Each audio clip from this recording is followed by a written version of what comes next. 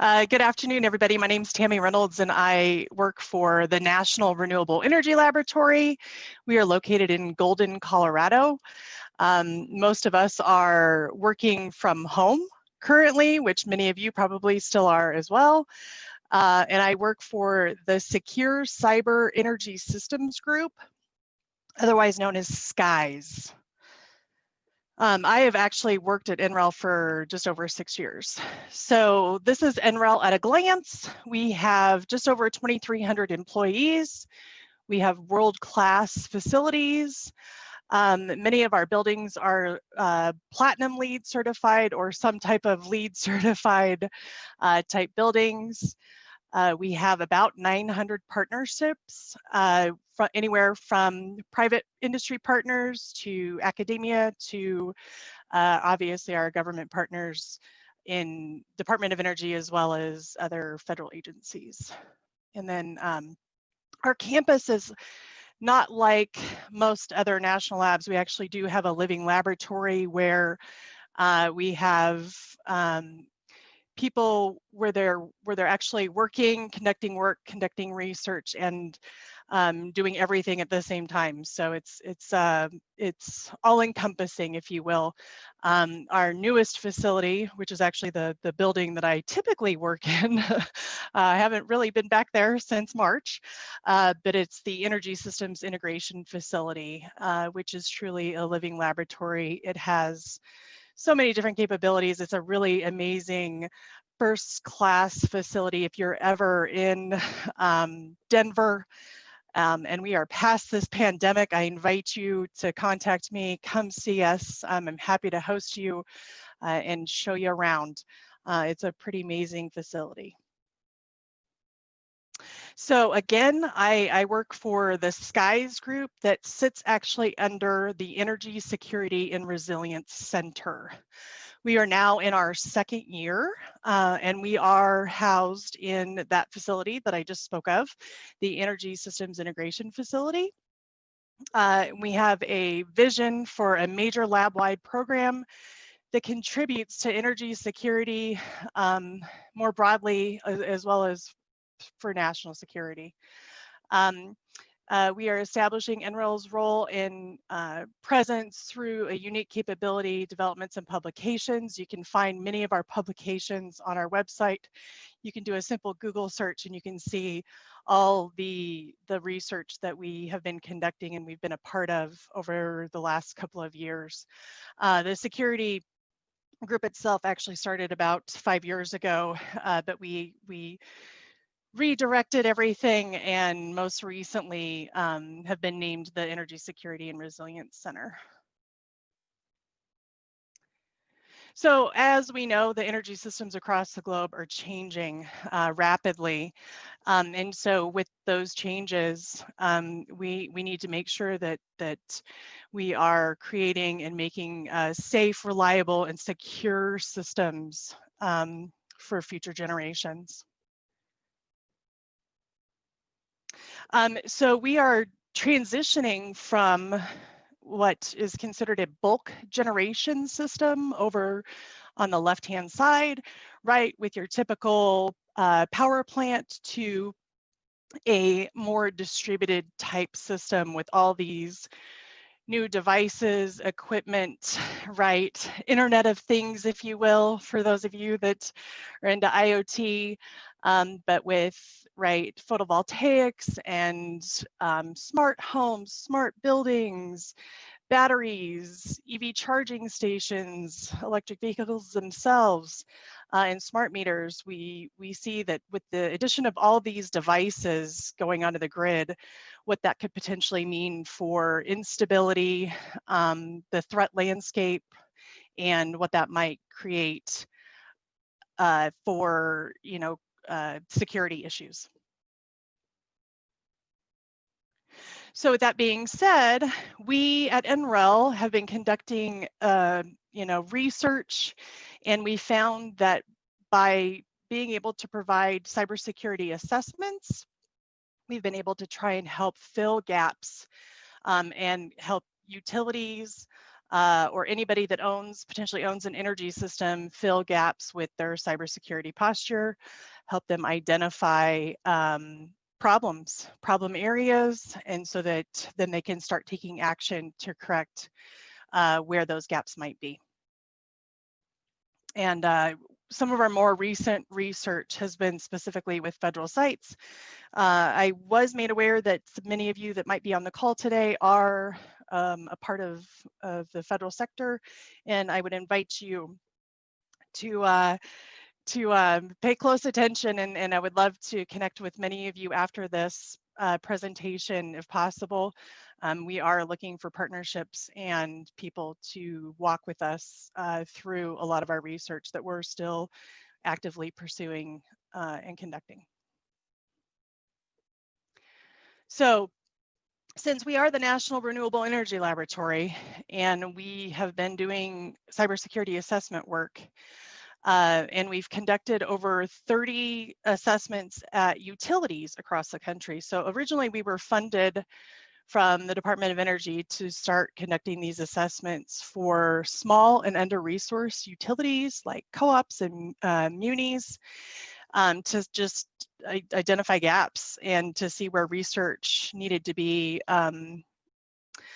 conducted, and so that we could start addressing some of the needs within the nation. And so with that being said, we had the idea to go ahead and build out a capability within NREL so that federal agencies or anyone with an energy system for that matter could do a self-assessment of their cybersecurity posture as they relate to distributed energy resources, so DERs or renewable energy. And so we actually were able to get funding from the Federal Energy Management Program, which many of you are probably very familiar with, also known as FEMP. So with funding from FEMP, we developed the Distributed Energy Resources Cybersecurity Framework, otherwise known as the DERSIF. I know the name is not that great. Please forgive us, but it's kind of hard to unremember the name of this tool now. Okay, so the Distributed Energy Resources Cybersecurity Framework, the DERSIF, aims to help federal agencies mitigate gaps in their cybersecurity posture for distributed energy systems. You do not have to be a federal agency to use this tool. You can be anyone. And you do not have to be located in the United States as well. So the goal of this assessment really is these three key areas: governance, technical management, and physical security.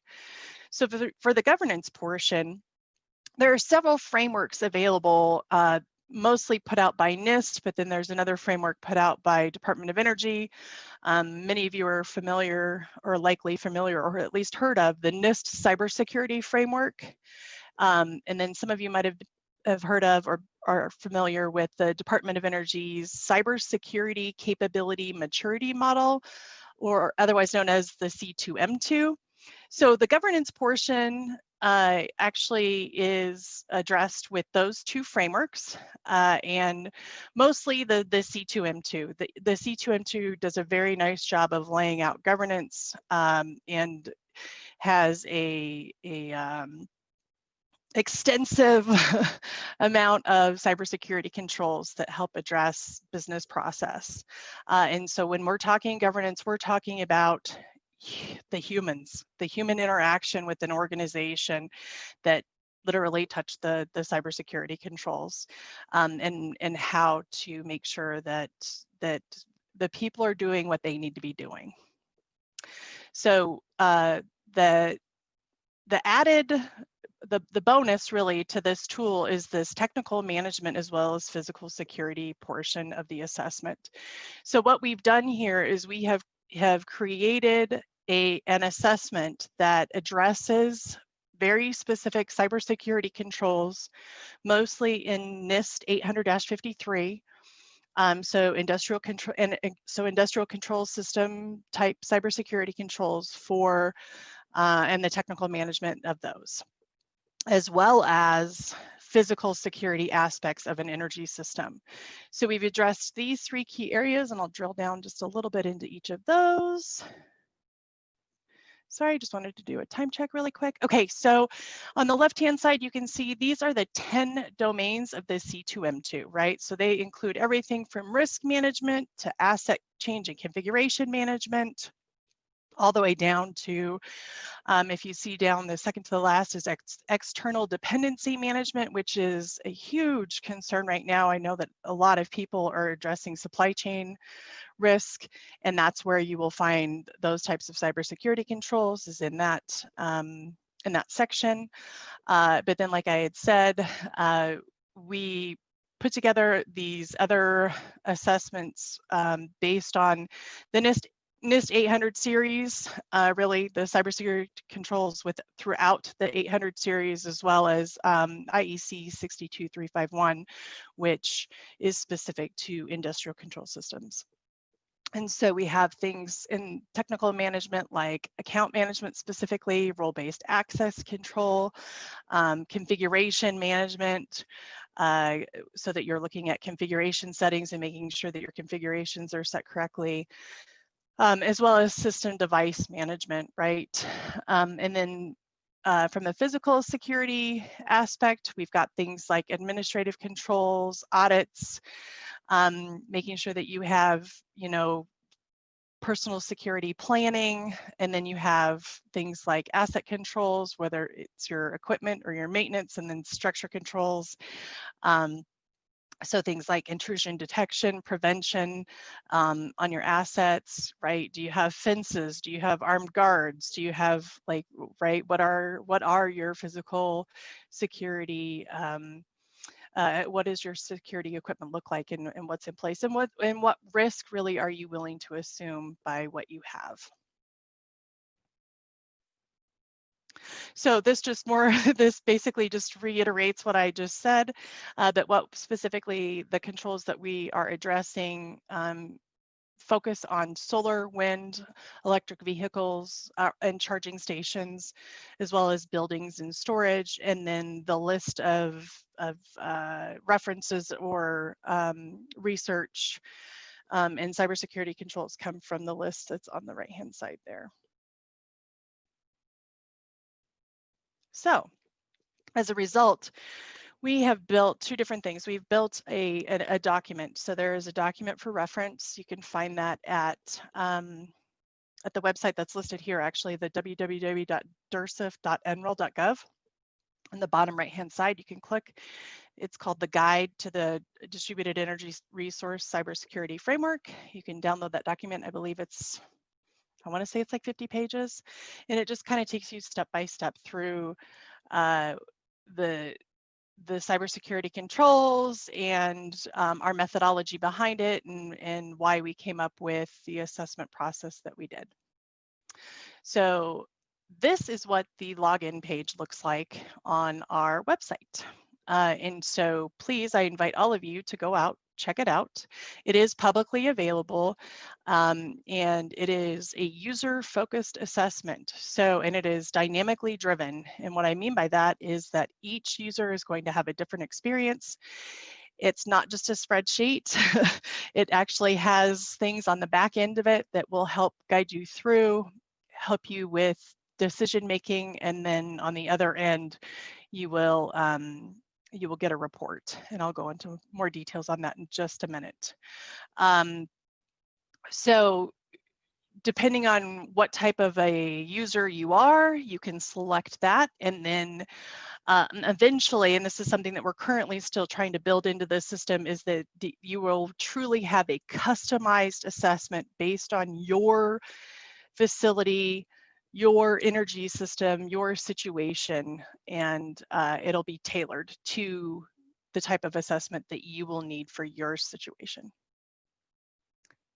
So, and before I go further, just so you know, if you are concerned about anything when it comes to privacy or security, we do also have an anonymous version available, and you will note that when you go to this login page, you can see that there is a link to an anonymous version where we do not store any of your data for you.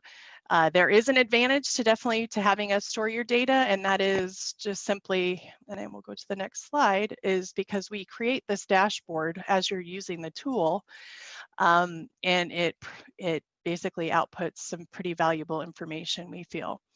We provide this dashboard as you go through the tool and you answer and you go through each assessment, right? This dashboard then calculates scoring for you. Very helpful for upper management to be able to start making decisions. We actually are in the process of modifying this dashboard to add a ton of more modules and more data that we hope brings value to the organization that might be using this tool. Again, this is a dynamically driven approach, and we eventually also, so I've got right now currently we're getting this dashboard updated to include more more data and more information, more outputs, and then my hope for the near future is to also have so that when you go in and you take your first assessment, you'll be creating a baseline assessment, and then you'll be able to go in again 6 months to a year to 2 years or however long it is between assessments that you feel. We recommend annually, and most organizations have to do annually to be compliant with whatever regulations they have to comply with. So this way you'd be able to set a baseline and then take an additional assessment and see the improvements, see how much progress you've made year to year to year. So the only other thing that I wanted to add about this dashboard, as you can see over on the left-hand side, there is a step-by-step guide through. We've actually created some videos to hopefully help guide you through the whole process. And we are more than willing to do demonstrations on this tool. Please reach out to me. I'll be posting my email address here in just a minute. I'm more than happy to do demonstrations. Like I mentioned a couple of minutes ago, we are always looking for partnerships and people to collaborate with to help us build out this tool. But as you can see, so right, on the left-hand side shows the dashboard. Obviously, the next button down is for the assessments, which takes you into the 3 different types of assessments. My facility, you click on that and you're able to actually build out the type of facility that you have. And then lastly, we have what's considered an action item list. And that's a feature that I really think separates this from other tools currently. We have an algorithm on the back end, and based on how you go through the assessment and how you answer the questions, you will get a list of action items that need to be performed based on criticality and maturity. So this, and we're actually modifying that piece of the report right now as well, so that you get more, you'll be able to get some of this dashboard information as well as the action item list in a comprehensive report. I'm hoping that that's going to be released, knock on wood, by the end of the calendar year. So looking forward to that, to being able to provide a really comprehensive report on all of the findings. For right now, though, you still have access to getting that action item list, but it just comes out as a CVS file, and it lists everything out so that you know which action items you need which action items need to be addressed first. So in summary, the DERSIF is a holistic tool for evaluating cybersecurity posture of sites with DER systems. Network grid devices are now being controlled by consumers or third parties who are not fully aware of the need for cybersecurity. So if you do have a third party running your system, this assessment tool is wonderful and will help you identify some key areas that might need to be addressed. The DERSIF offers a sharper focus on distributed energy technologies and a greater emphasis on physical security and technical management.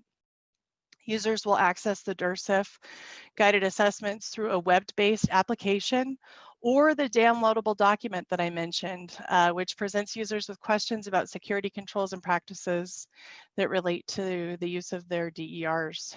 And then the DER web application tool will generate a score, right, the dashboard, from the user's responses that indicate their current state of the DER cybersecurity and how they can improve.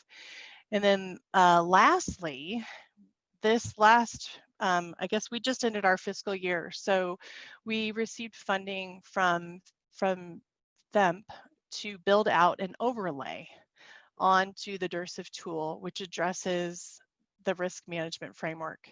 So we are in the process currently of developing that overlay. And what that means is that we're hoping we have built, once we're done building the tool, we're hoping that what we've built is a tool that helps federal agencies that are trying to achieve ATO walk through that process. So we will have steps 1 through 5 of the RMF available.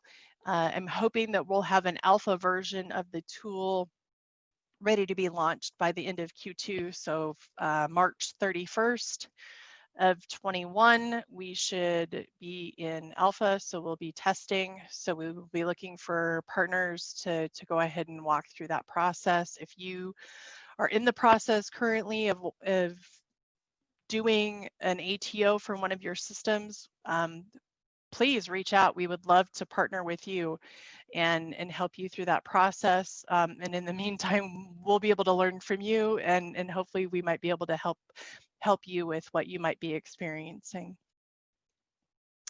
And with that being said, I thought it was going to be actually doing a recorded version. Oh, and I forgot to mention, because Paul had mentioned it earlier, or somebody had mentioned that they wish that they were where I was today. I'm actually sitting in Denver, not in Belize, but I did take that picture, and so I thought I was going to be doing a pre-recording of this, and so that's why I threw my picture up. But my email is right there, and I don't know if we're going to do Q&A right now or if we're going into a panel. I'm not sure the format of this, but thank you so much. Super excited to be here today, and thank you for listening. So thank you, Tami. We do have a panel coming up, but there is time for questions if anyone has questions. So you can unmute yourself or use the chat window.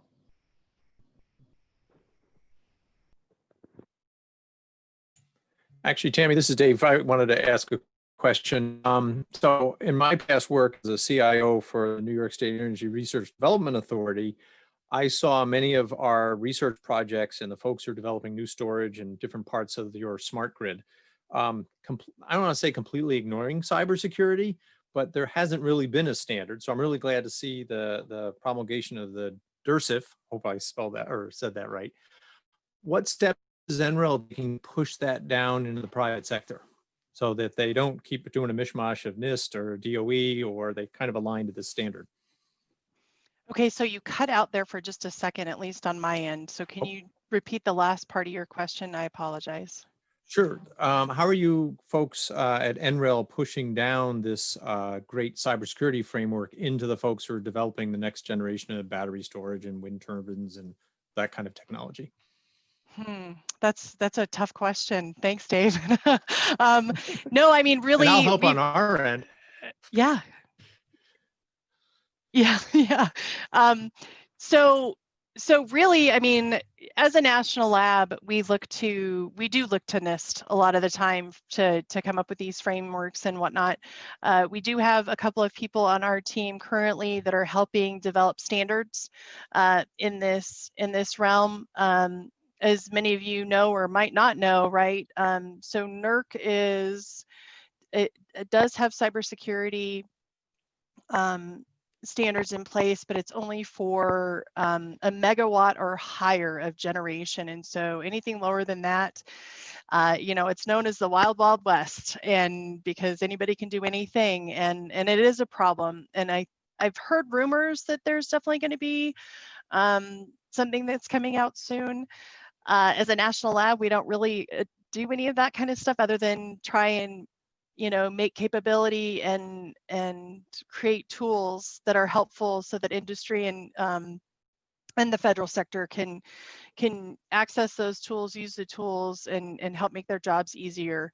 As for cybersecurity as a whole in the industry, I mean, it's just a beast. I mean, it's just extremely challenging right now, and I think what we're trying to do is really for a while we kind of had the shotgun approach, if you will, where we were trying to do way too much. And so currently we've really refocused our efforts, one, like on this DURSIV tool, trying to get assessments out there, trying to help with compliance and policy, and then as well as with some of our standards work in collaboration with SunSpec Alliance, as well as UL.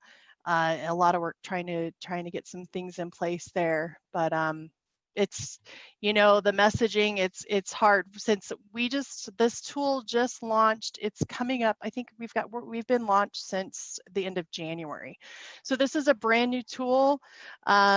So like, obviously events like these are great because hopefully we can get the message out there, let you all know that this tool is available, and we hope that you go out, try it, use it. If you want a demo, contact us. We're happy to help guide you through the process, and you can, I've got a whole team that's willing to help. So I don't know if that I can answered your also see question. it I hope it tucking it did. into it does very much, and I can see tucking it into some of our procurements and contracting to make sure there's compliance. So thanks. Yeah, absolutely. Thank you. Hey, Tami, Brett Sturgeon here with the U.S. Army. Great work. Seems like it'll be a great resource. I'm sure you've worked with folks in the Army already, and was just curious if you're engaging with the Tactical Microgrid Standards Development Group out of the Army Construction Engineering Research Lab. I'm not familiar. Okay. But that doesn't mean that we're not. But if you would like more information and potentially to get connected, please email me, Brett. That'd be awesome. So they've been mostly focusing on microgrid standards for deployment kind of conditions, microgrids with generators and pop-up shelters and stuff like that. But they're looking at expanding for installation applications as well, and cybersecurity being a key part of that. Right. Yeah, no, we'd love to get connected. Most of our work on this team, and specifically this project, has been Navy and Marines. So we would love to connect. Oh, got to up our representation. There we go. Yeah. Great. I'll follow up. Great. Are there any other questions for Tami?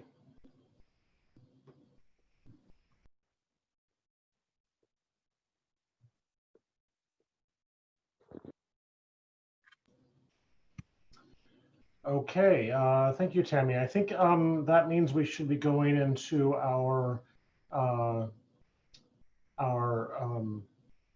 panel, including Dave Atkins and Brett Strogan, to also include Tami Reynolds.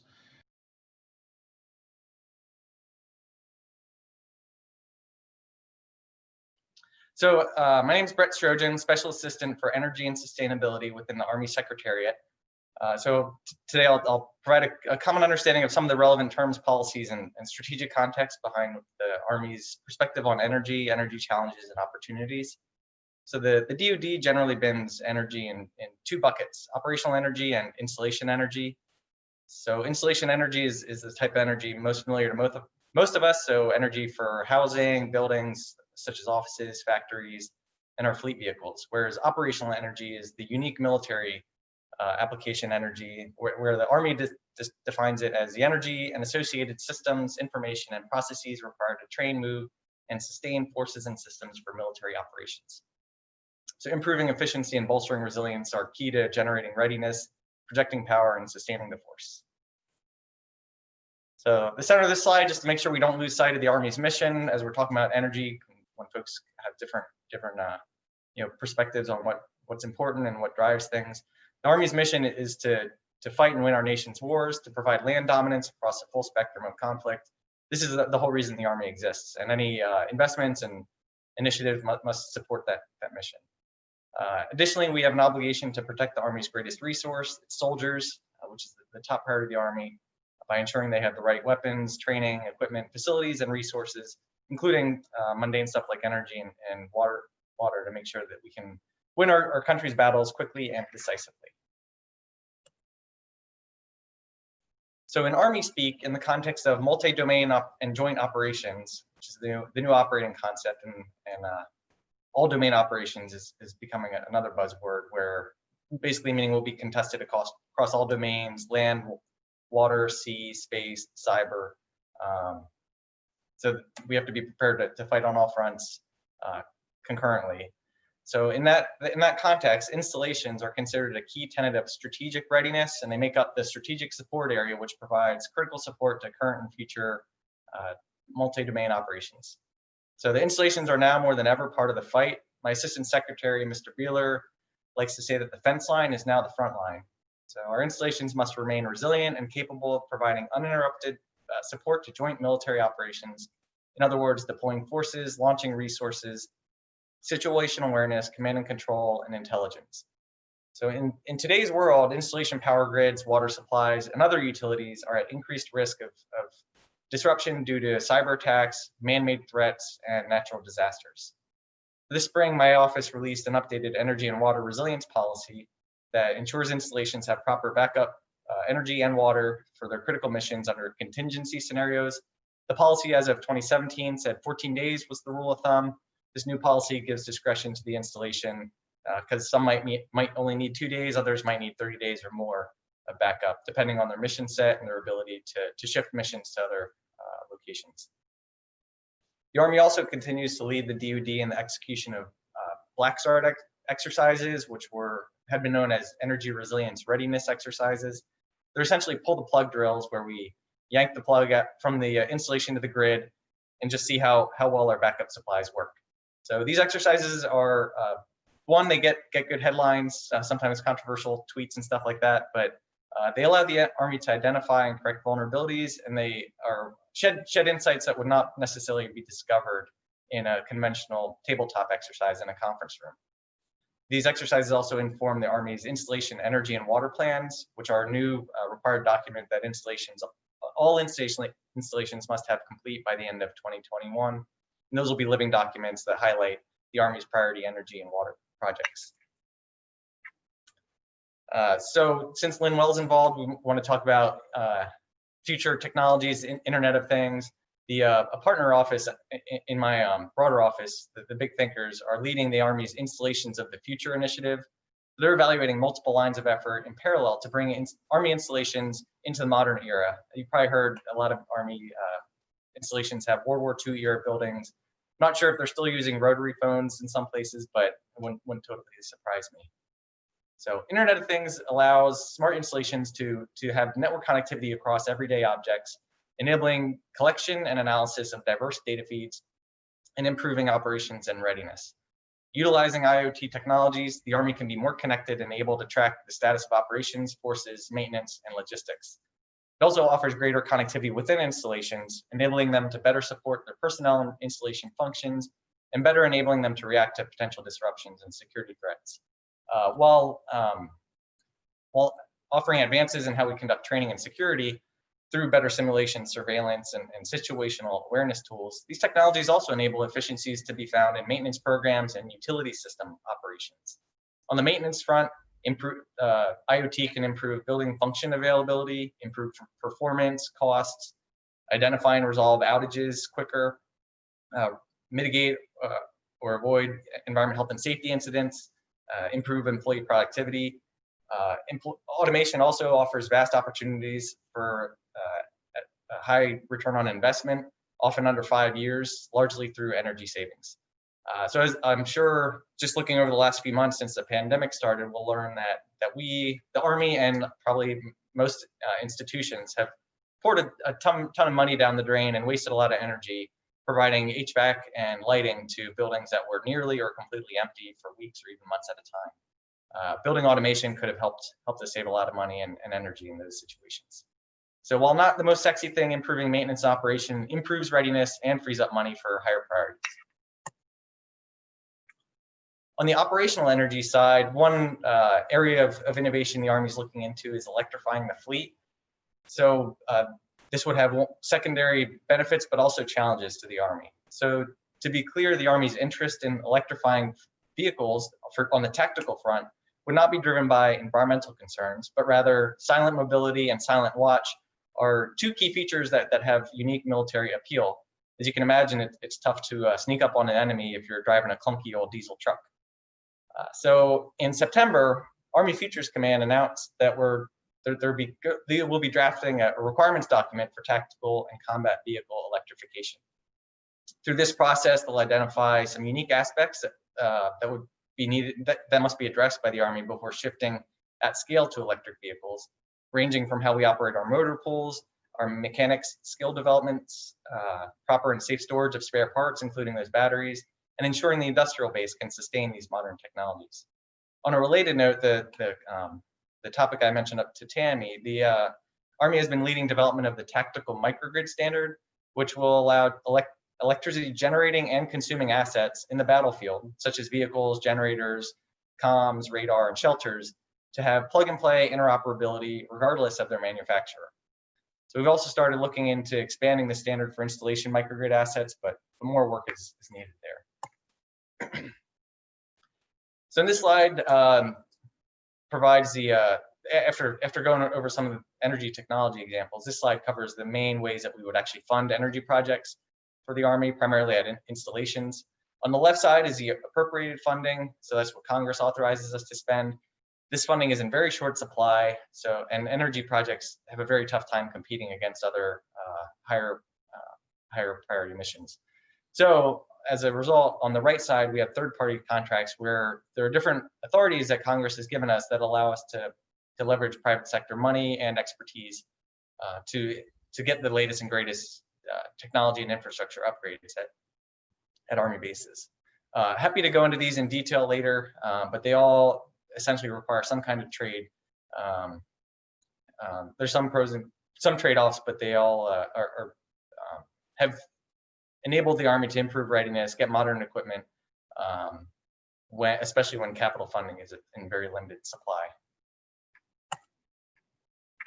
And then in this slide, I provide a handful of energy conservation measures that would be used that could be used in appropriated contracts, appropriated projects, but also in contracted projects. So a lot of these, as you can imagine, have positive return on investment themselves, but in a lot of our third-party financing contracts, we try to bundle the quick payback items with the longer payback items that might be more resilience enhancing into a broader project contract that enables us to get more bang for our buck while being budget neutral at the same time. Folks often ask, changing light bulbs and windows and that kind of stuff is pretty intuitive. Better air conditioners is intuitive. But some folks wonder why I would put ISO 50001 here. It's an energy management system standard. But that has been shown to reduce energy consumption. And it can be added into the measurement and verification requirements of the SPCs. But I'd also add these kind of things improve the resilience of installations in both contingency scenarios and in the mundane ways. So in addition to the action movie scenarios where we might have hurricanes or an attack and we need to be prepared for those situations, I say resilience is also about the mundane but more frequent disturbances to our readiness posture, such as squirrels biting transformers, short circuiting, and causing an outage. That might be, on a smaller circuit, might be a shorter time period, but that chews into our resilience. Also, baby boomers retiring and folks turning over causes a disruption to our resilience, especially if we don't have a good way to document all that institutional knowledge and transition it to the new staff. So, public works are a key part of resilience and making sure that they are able to function efficiently with the cutting edge technologies and also management practices and knowledge. So last but not least, this slide I whipped up some of the key resources for folks in the private sector that might want to partner with the Army.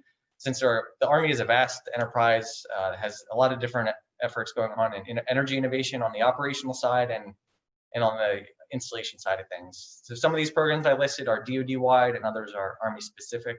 So I'd encourage you to research anything that sounds like it might be relevant or of interest to you, and feel free to reach out to me or folks on those web pages. So appreciate the opportunity to give the Army a pitch here, and I'm definitely looking forward to the conversation with you all. Thanks. Thank you, Brett. David, would you like to do a similar introduction? Sure. If you pass me the baton, I can certainly do a share. I have done so. There we go. Should be seeing that now. Yep, it's good. Okay, great. I'll start with a quick introduction. My name's Dave Atkins. I'm coming to you live, not from Belize like Tami wishes she was, but I'm actually up near the Canadian border in New York State, up in the Adirondacks, which is a nice area. Part of the reason I'm here is my last position in government service was at NYSERDA, which has a very long title, the New York State Energy Research and Development Authority. And I was their CIO, Chief Information Officer, up until June.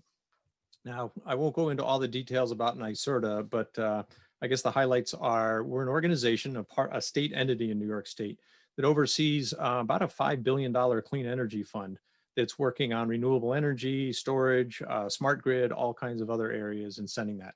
For example, we're in the middle of a solicitation right now in procurement of offshore wind for about 4 gigawatts. So we get to play in all kinds of interesting things. I miss the work there, but continue on doing some consulting. And actually, I'm also a lecturer for the State University of Albany. And they also have some nice long names. I teach there at the College of Emergency Preparedness, Homeland Security, and Cybersecurity, which is actually CC because it's way too long.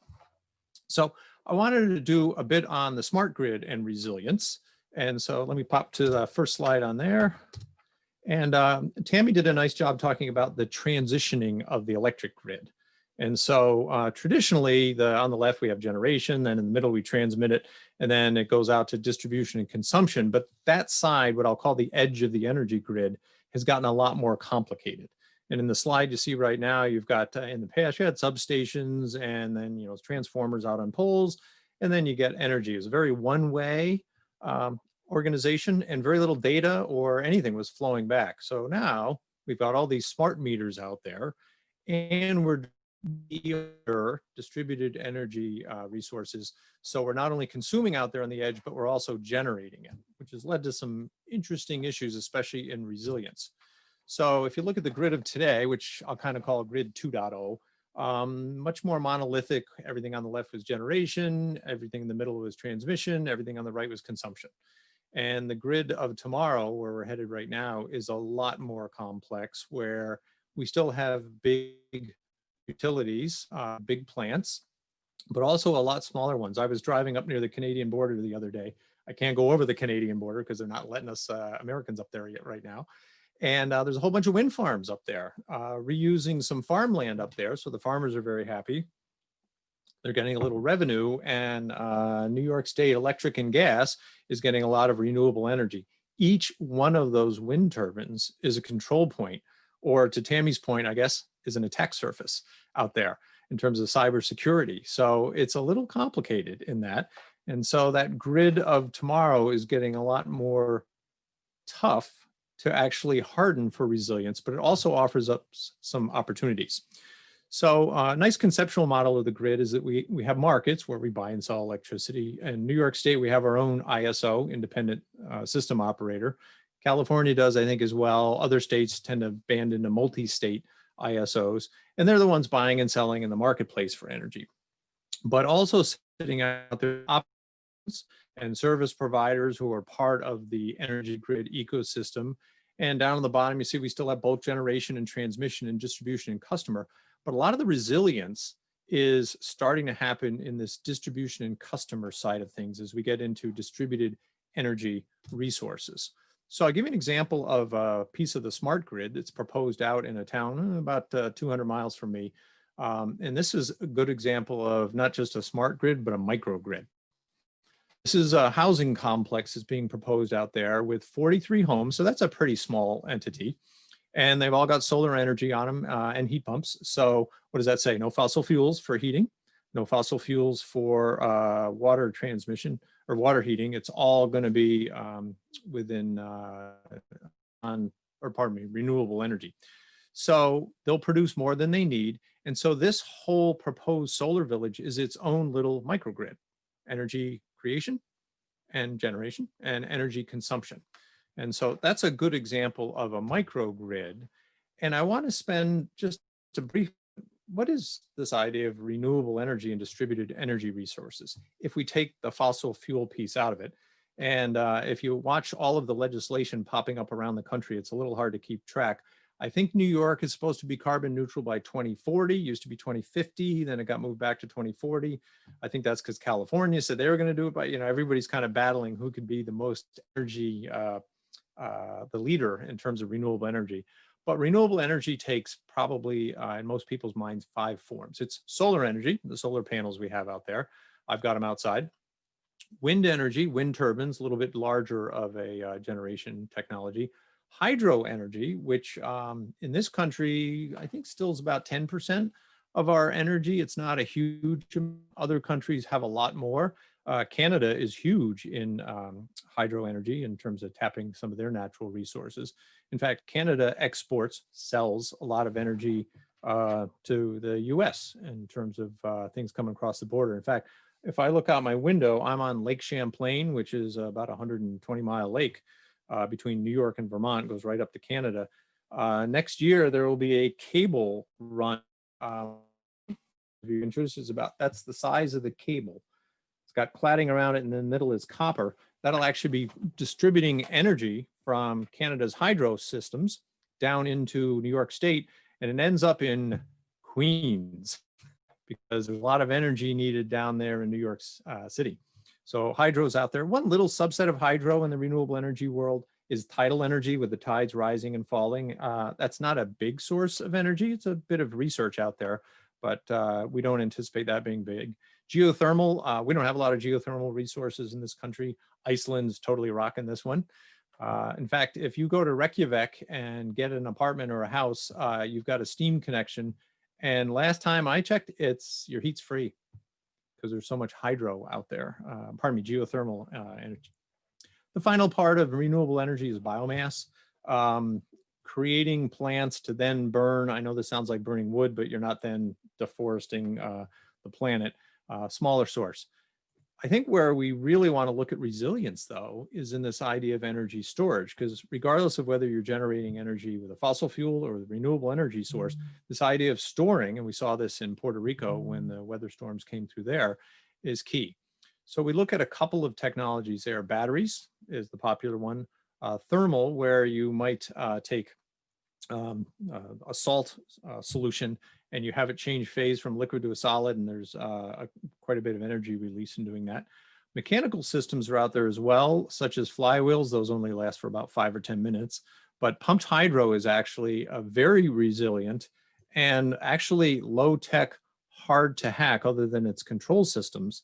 I'll show you a picture of that in just a minute.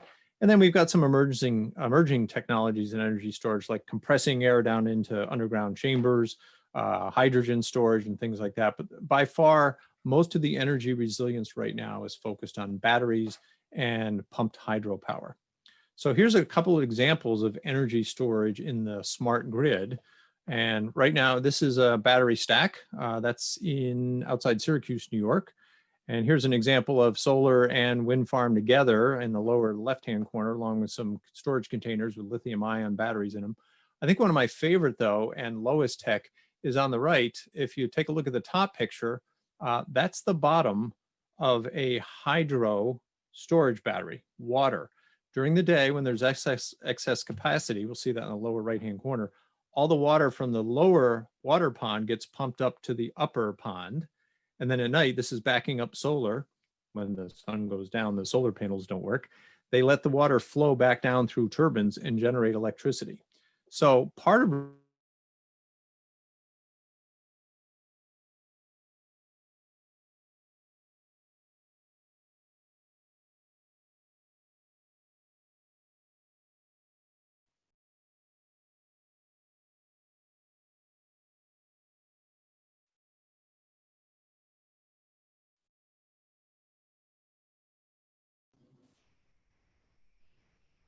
David? Okay, I was gonna wonder if I'm the only one that had the screen and David freeze. Yeah, it seems like David's frozen. Seemed like he was just getting into some good stuff. Yeah. Did anyone catch So- where that pumped hydro storage is in that picture?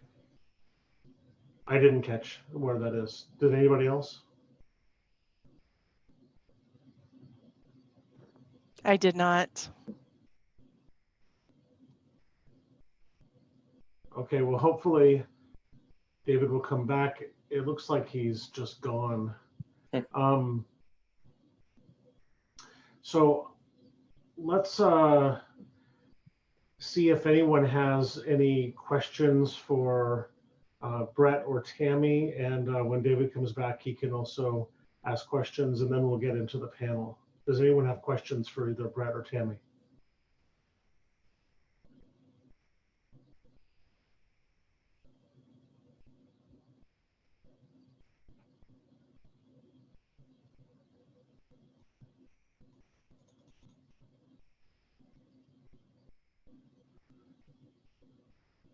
Okay. Oh, he's back. Is David back? Sorry about that. My internet went completely south. Can you hear me now? Yes. Okay, I was just wrapping up, but thanks for sticking with me. When you live up in the Adirondacks, you don't always have great internet service. So I think the final piece I want to leave with this idea of resilience on the smart grid was 4 major attack surfaces. One is certainly cyber attack that Tami described well.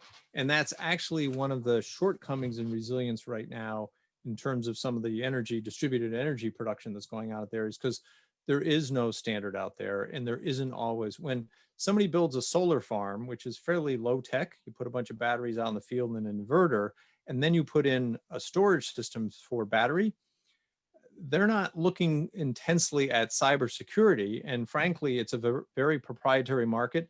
And nobody who generates battery systems for energy storage wants an open data set where we can determine what's their recharge time or how long are they lasting on certain number of kilowatts coming out of their batteries. So that's kind of hampering our grid resilience. We certainly have the issue of physical attacks still, and where we used to have, I think in New York State, probably around 25 major utility plants that are generating power.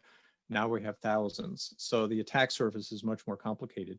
And we're also looking at how to build in weather and climate event resilience in this idea of a microgrid.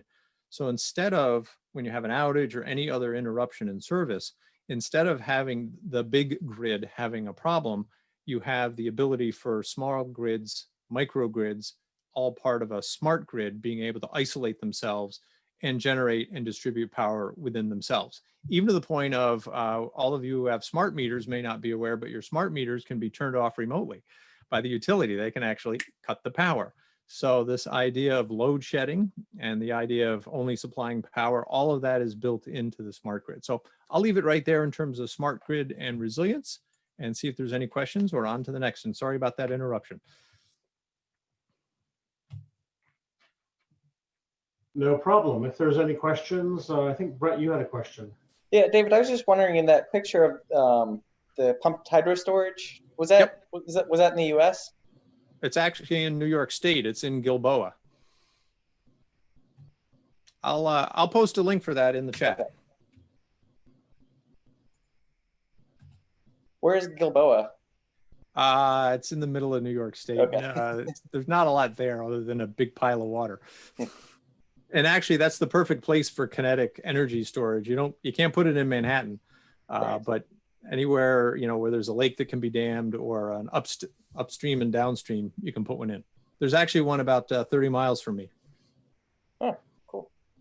So in terms of that, in terms of water storage and pump back, I've always heard that it's a problem environmentally. It's because you're potentially flooding land, and it's a challenge for putting new facilities like this in because of the environmental impact. Can you comment on that?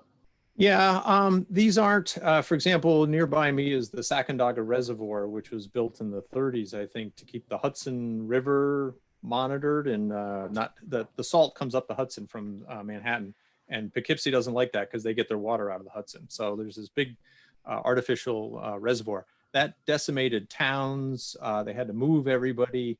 This tends to be smaller scale, and it takes advantage of an existing place. So normally there's very little, if any, displacement of people who live there. We worry a little bit about because it's taking some forest land and repurposing it, but these tend again to be much smaller than, you know, they're like 2 or 3 mile big ponds that are being created, as opposed to, you know, enormous multi-county lakes like Lake Mead out in Nevada. But yes, there's a certain amount of people who, when you put one of these in, said, that's my favorite pond to kayak in. And then the minute you put in this, it's off limits and it's like a reservoir. So yeah, that's an issue. So how does it compare to other storage technology, like a whole slew of batteries that you stick next to a substation? Depending on the landscape, it can be cheaper because if you've already got a natural basin on the top and on the bottom, then really you're just putting in some pipes and some fairly inexpensive technology. The other thing that batteries have right now is there's a recycling problem. There's a disposal. We've got a lot of lithium-ion batteries out there that we're trying to reclaim and recycle lithium as we make new ones. But they're not the greenest of technologies out there. So a lot depends on the project. The other thing is that the construction cost for the water-based reservoirs is a fairly constant number. The manufacturing cost of batteries is dropping significantly. So every year we take a look at that, and batteries get cheaper and cheaper with more and more capacity and smaller sizes. So I think we should get this panel underway. It's 2 o'clock. We got about half an hour. I don't know how we should go about the panel, but I'd like to start by suggesting you guys bring up some hot topics that you want to talk to each other about. If you don't have any hot topics, I'm going to ask you a question that I'm interested in. So I'll let you guys go at it, and maybe I'll ask my question in a few minutes. Let's see, I already put Tami on the spot with the standards in that. I guess I'm a little bit interested, Brett, from your armed services perspective. Do you see your distributed energy resources as always being separate, or at some point being, as part of a natural disaster recovery, actually tied into existing smart grids? Smart grids that would encompass the surrounding community. The messaging has certainly shifted, I think, away from viewing just installations as islands. Like, we certainly depend on the surrounding community to maintain our operations. But from an energy resilience perspective, the priority and the funding is generally going to just supporting the assets within the installation. That said, a lot of the projects that the Office of Energy Initiatives does, that's a kind of a project development team that's part of my broader office. Their model is to exploit the enhanced use lease authority, where we have kind of underutilized property at an Army base, and will allow a utility to put an energy generating asset there that they were going to put somewhere, whether it's a PV field or natural gas generator, potentially coupled with battery storage. So the utility can put it on the Army property, and on a normal basis, it'll be serving the local utility grid. So that those electrons would flow off the installation under normal circumstances. But the benefit the Army gets is, if there's a natural disaster or something like that, we get first right to that power, so we can view that as our backup generation set, so we don't need to have separate generating assets on post. Okay, that makes a lot of sense. So like a coordination aspect, because the part of the issue is we get more and more distributed energy resources. One of the big problems is when you put up a wind farm or you put up a big solar array, you got to get connected to the grid. Mm-hmm. And a lot of times that's somewhere in a field, it's off the main transmission distribution lines. And so the local utility who's doing distribution has to build a backfeed into their grid. And so as we see distributed energy being kind of popped around, let's imagine it's a solar field in a community, and they've got battery backup, but then the battery's not enough. It's kind of nice to be able to slide that portable generator farm in, connect it right up, and off you go. Right. I found there's a very common misperception for folks when they see homeowners with solar panels or Army installations with solar panels. There's just a misperception that is inherently enhancing resilience. Because like you said, it's generally feeding right back into the grid. So if the grid goes down, it's not going to do you any good, unless you splurge on the proper switchgear and controls, which the average Joe is not going to do. Right? Yeah, that's a great point. My house has a solar array and I net meter, so I actually get credits for that. But the minute the power goes out, my solar panel is not my source of electricity, unless, to your point, I've installed a lot of probably lead acid batteries and an inverter, or even a Tesla Powerwall. Otherwise, I'm without power just like everybody else. Mm-hmm. There's another Army project that you reminded me of that folks have. It takes a little explaining sometimes. There's a giant, the largest battery. I think it's still the largest battery in the state of Colorado. Tami may be able to correct me, but at Fort Carson in Colorado, there's the battery energy storage system. They call it Big BESS, that was installed through an energy savings performance contract. I believe it's 8 megawatt hours, and it can produce an output of something like it's either 2 or 4 megawatts. So it'll last for 2 or 4 hours at peak output. So that sounds like a great backup energy resource, but the way it's wired in is not to serve as a backup power source. It's just to provide peak shaving to reduce our demand charges from the grid. So a big part of their utility bill is just providing power on those days of the year where energy is really high with air conditioning, et cetera. So on those days, the battery will help reduce the peak load that's pulling off the grid, but that battery is not configured in a way that's going to provide resilience, though it certainly conceivably could. Yeah, plus to the earlier question about the cost of batteries, I don't see a lot of solar farms that then have enough battery capacity or enough capacity in the solar farm to begin with to actually go through a day-night cycle where all day long we're generating energy and providing it to the community and putting it into our batteries. And then the sun goes down and then our battery's going to last us the whole night long. That's an impressive amount of batteries to accomplish that. And then all you need is, like, as I look out the window, 2 or 3 cloudy days, and if I'm an isolated grid, I'm out. I mean, I don't have any power. So yeah, it's still an issue where it's not just daylight comes in, so nighttime, the batteries take over. It's not that simple. And batteries are still expensive. Tam, do you have anything to offer? Not really. I mean, I really appreciate the conversation, and I'm not very familiar. I've heard of the BESS, the battery storage unit down there at Fort Carson, but I don't know much about the project. Kind of some of the, I guess, the questions that keep coming to mind for me is just like, like, how does cybersecurity play a role in all of this, right? Like, you guys are talking about these different installations and this amazing new technology and everything, but like, I think, sorry, I can't recall if it was David or Brett, which, by the way, Brett, I like your background almost better than mine now.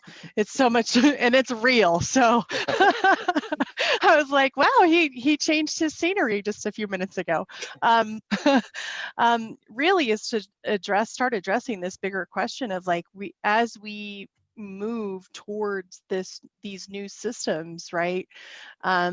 How does cyber play a role in them, especially when it's not necessarily required, right? So, and I think that's where, I think that overarching question of, is cyber being considered prior to deployment? And Brett, I was thinking specifically of your microgrid example, and like, how much, is there proper funding put towards cyber? Is there specific, right, considerations in place for cyber? I know that, especially with being a part of the Department of Defense, the requirements on you guys are pretty extensive when it comes to authority to operate, right?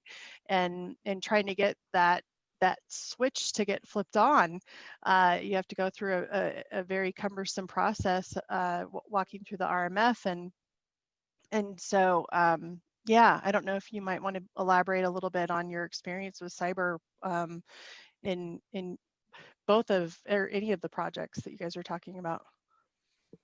Sure. So I don't have a whole lot of firsthand experience with cyber other than to know everyone recognizes it as important and we need to do a better job.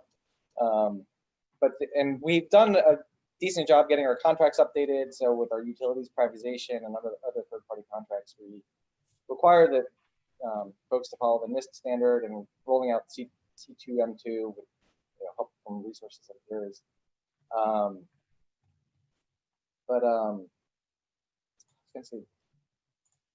I thought escaped my mind, but there's certainly priority being put on it, and more work to be done. Yeah, and I can speak that a little bit in our my past procurements. Is it a priority? They like to say it is, but it's I won't go as far as to say it's an afterthought, but it's a commercial marketplace that we're dealing with, and people want to do a request for proposal and respond to a battery storage.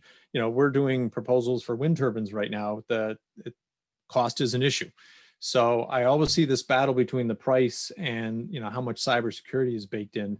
And I had a little bit of luck, so I got to be careful. I can talk about this.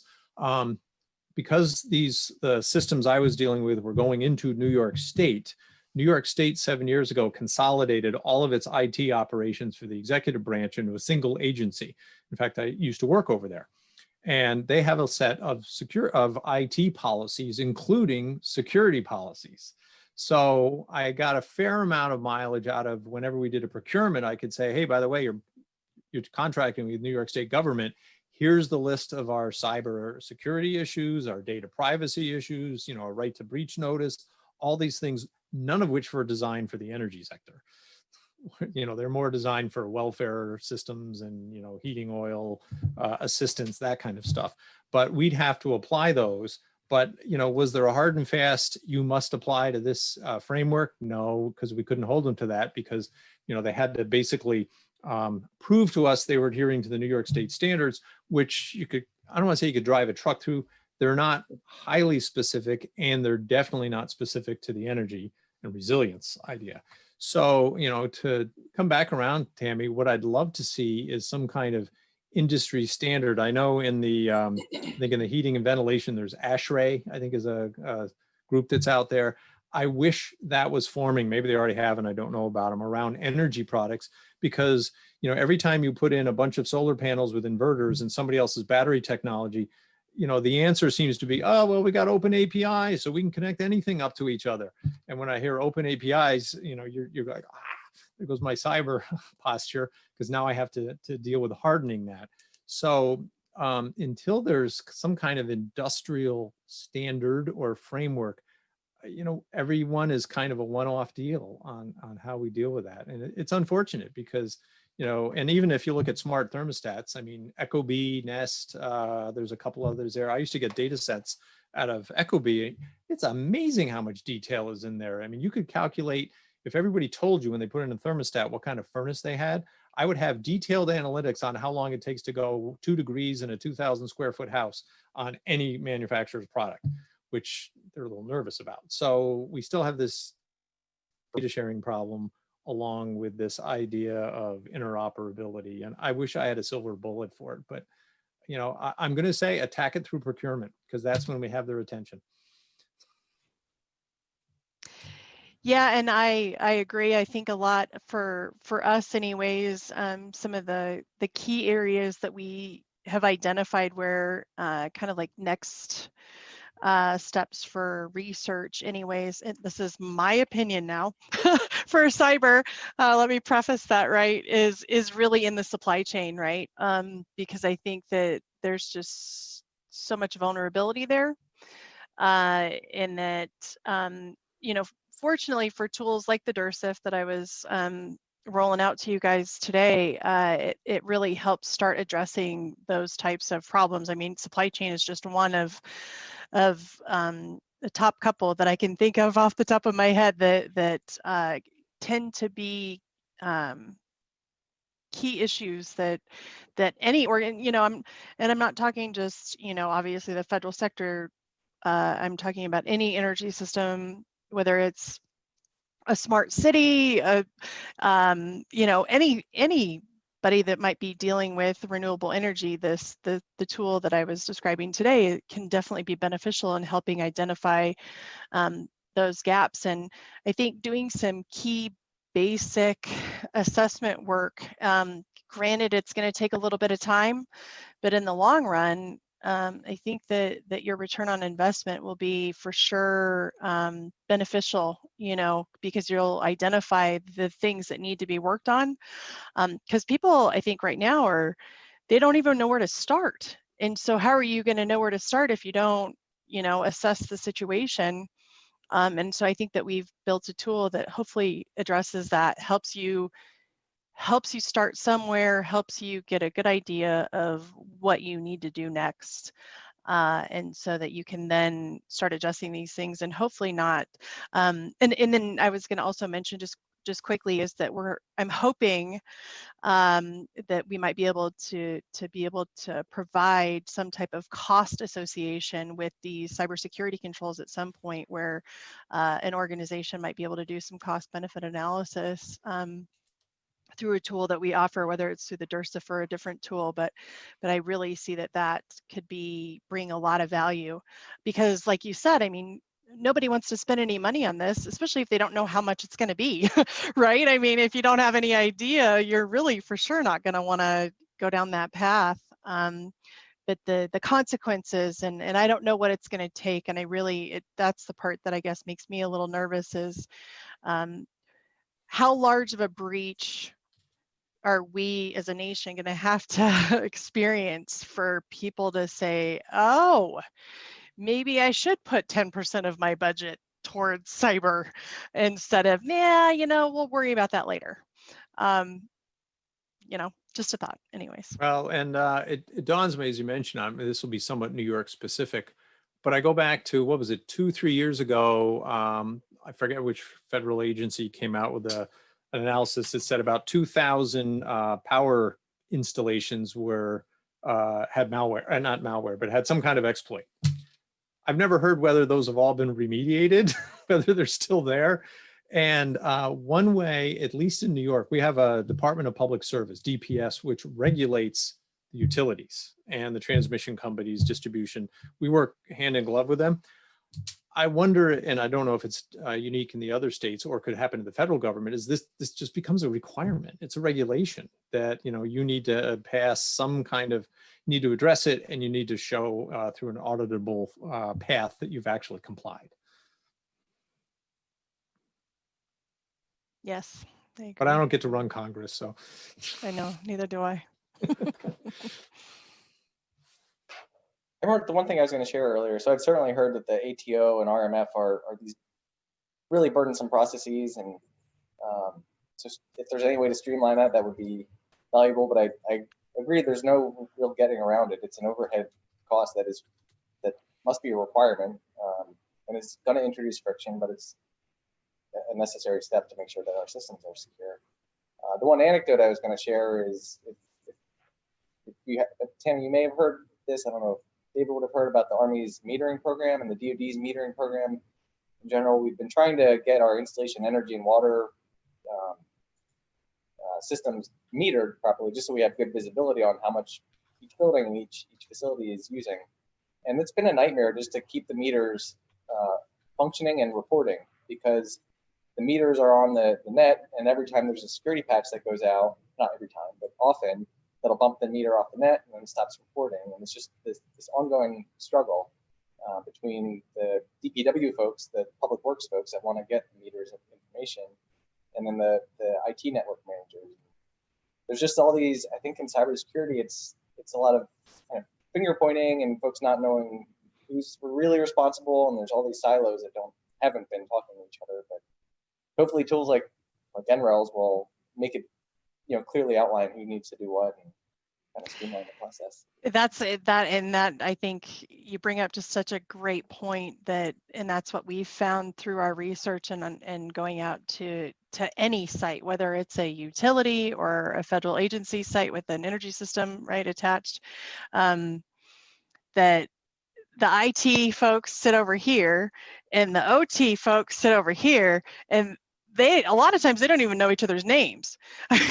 They have no idea what the other does, and so, you know, it's really interesting to try and help. And we found through the assessment work that we tried to bring those two sides of the house together in a room and start that dialogue and start that communication process, because really that's where a lot of the disconnect happens. And so trying to get them to start talking about the issues at hand, you know, is definitely key. And so, yeah, you a very good point. And unfortunately, I mean, fortunately or unfortunately, developing a tool to try to get people to talk to each other can be difficult. One of the solutions, though, one of the things actually that we do have in our tool is we actually assign specific tasks to people, right, or to a job description, and we say you're going to need an energy systems manager in the room to answer this question, and then you're going to need a chief engineer, you're going to need a cybersecurity engineer, you're going to need whatever, right? We've got a list of them, and they're assigned to these specific controls, so that hopefully it makes the process even easier for when you're actually going through the assessment, that you go, oh, this is who needs to answer this, and so that you can start communicating and delegating out these different controls, because that's half the battle, is trying to figure out who needs to be there to answer and to figure out, you know, what's going on. So, Well, it dawns on me too, you know, I teach cybersecurity, and the premise in modern setups of cybersecurity, at least within the technology stack, is you keep the ISO, the organization's information security officer, and their stack separate from the technology people. So for example, in my old work, I couldn't touch, nor could any of my staff touch a firewall, even though that's a vital part of the network we ran. The ISO and his crew, they got to touch the firewall. So, you know, there was this separation of duties, and it strikes me that kind of puts a hamper on this collaboration we seek. But yeah, I agree, Tam. If we could figure out how to do something that would promote collaboration, we'd be living in Belize on the ocean.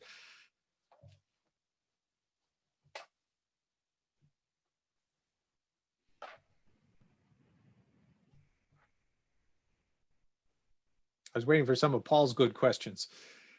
Okay, I'm up.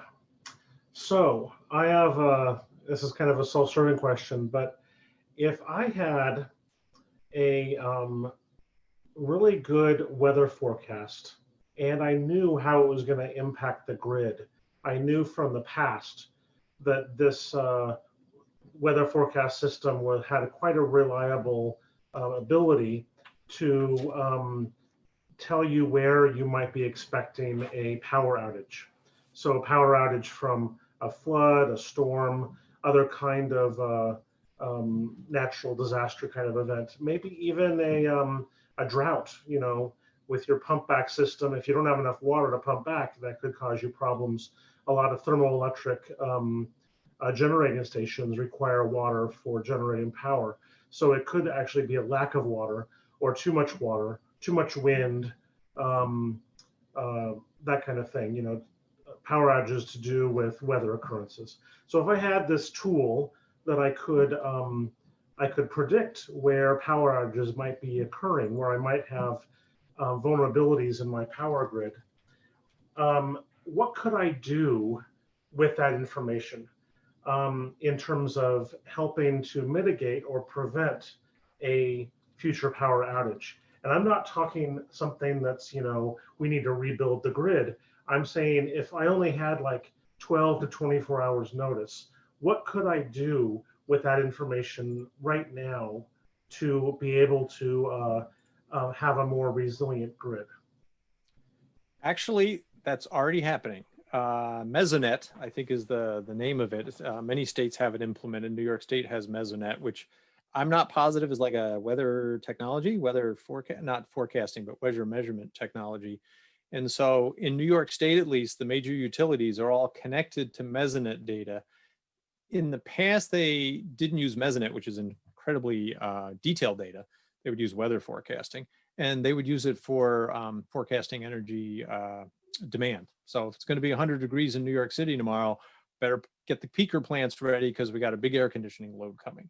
So that's been going on, but now Mesonet is actually being used by data is being used by the renewable energy industry to kind of figure out where things are. So don't fully discharge the batteries in that solar farm tonight, because tomorrow you may need it to, because there's going to be trees down over here and there's going to be less sunshine over there. And so that kind of work is going on.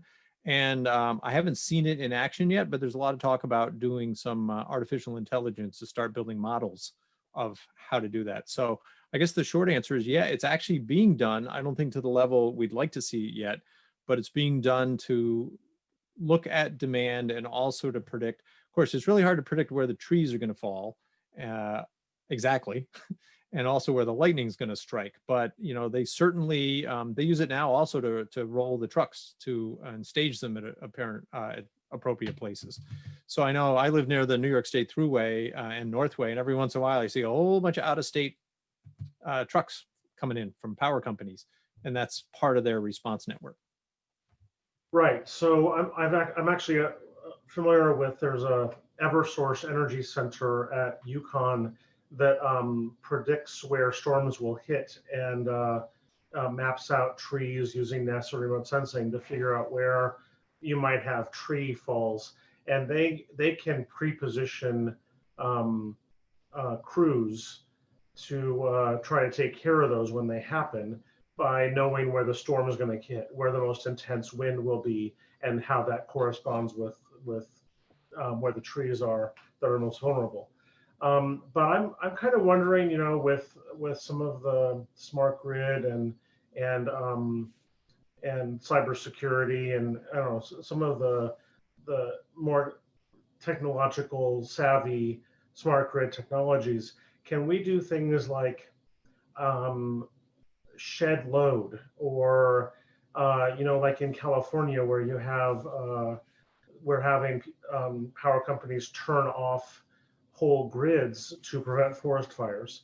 Is there a way to do that smarter, or do that in a, you know, in coordination with some of these weather forecasts? Yeah, there's a couple of fronts. I have a Nest thermostat. When there's a peak energy event, I'm part of a program that gives me a rebate every year where they literally turn my thermostat up on an air conditioning day, you know, unless I override it. So they're controlling demand that way. Now, until we get smart thermostats in everybody's house, that's going to be an issue. The other issue is until we get smart meters in every house. You know, my utility up here says there's been a power outage. Do you have power? They text me, and they're using my cell phone and me responding to tell me when energy's out. So that's how they're building where their outages are. They'd like to take it to smart meters so that instantly they have this huge pile of data coming in to tell everybody where the problems are. But we run this, it's totally practical technically, once the required equipment that can sense and respond is out there. But you know, until my until my hot water heater can be turned off remotely, you know, it's kind of a big hammer, like out in Southern California where it's just cut the grid. Okay, so now we took the whole county out. Then they'll get down to rolling blackouts with distribution centers. And ideally, if they wanted to, they could go to rolling blackouts at the individual residence by virtue of a smart meter and turning it off. So infrastructure is going to be a big issue. And then, you know, we get awfully persnickety. We're used to the power being on all the time, you know, every day, every night. You know, we're kind of spoiled in this country. So it's going to be hard to move us away to one of the options is in a natural disaster is we're all going to ration power. Because right now it's the haves and the have-nots and the generator people. You know, they're the only ones, the three categories. And it would be nice, I think, if we were all part of a well-meaning community to say, okay, we got a little note, we're all going to lose power. It's going to roll through, you know, get a little text message, pick the time you'd like to be out. You can type in, you know, that would be great. We're a long way from there. And I'm not sure the consumer yet has the appetite for that. What about a situation where you have particularly vulnerable infrastructure that if it goes down, it could take out a lot more, kind of a rolling blackout kind of thing, or a, you know, a cause and effect. is there a way with a weather forecast to try to mitigate those kinds of cascading failures with a smart grid, or just with doing some intelligent management of the current kind of grids we have? It's actually called islanding, where you're kind of Yes. separating and segmenting. Yeah, that's starting as utilities are upgrading their grid structures. And as we go to distributed energy, we kind of have to go to this islanding, and this idea that, and the UK actually had some kind of big power, I think it was last year, and the recovery time was so much shorter than traditionally, because they had put kind of these, it's a wrong term, but circuit breakers between the different aspects of the grid. So they could isolate, and then where you had generation and consumption all controllable individually, they actually mitigated some of that by islanding at that. But again, ratepayers are going to have to pay the utilities to put in all that equipment. So everybody volunteer for $20 more a month? Right. So if that kind of stuff does happen, what are the cybersecurity implications of privacy, or hacking, people hacking the all these smart devices out on the grid? That's a really good question, Paul. And actually, just want to make a quick plug for the rest of my colleagues at NREL. All of the questions that you have asked, there is extensive research taking place on all of this. I'm sure that you can find dozens of publications on all of these topics, through NREL. So please, please don't hesitate to go out there and check that out. One of our, I would call it like a sister center, the Power Systems Engineering Center, actually does a lot of the forecasting, islanding, and all of that type of research. So there's some pretty amazing stuff happening currently. As for cyber, I mean, it's almost too logical, right?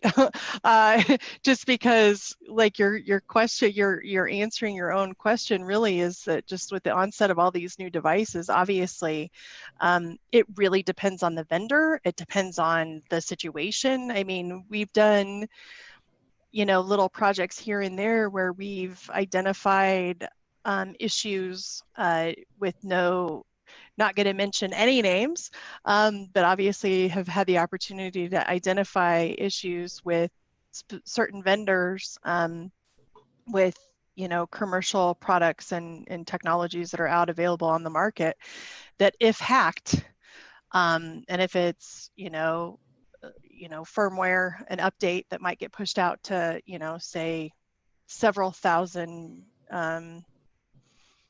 residents, what could that potentially look like on our grid? And let me just say that there could be devastating consequences.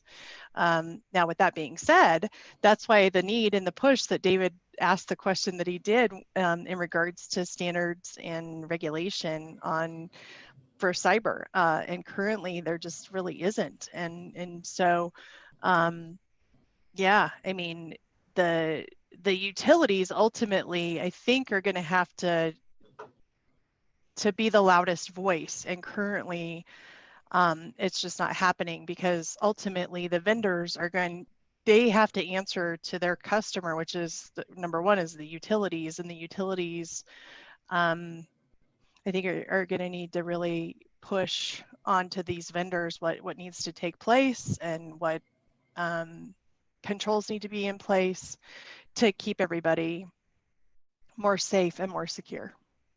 I hope that answers your question. It's a hard question, obviously. Yeah. So with that, I think we're getting close to the end of our panel. Are there any other questions from the audience or from the panel members?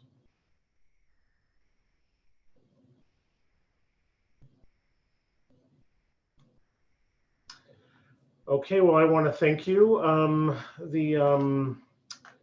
There is going to be a recording of this session, and there's another set of energy panelists and recordings that will be started at 12:45. Thank you very much, the three of you, and I wish you a good afternoon. Great. You too. Thanks. Hi, everybody. Thank you.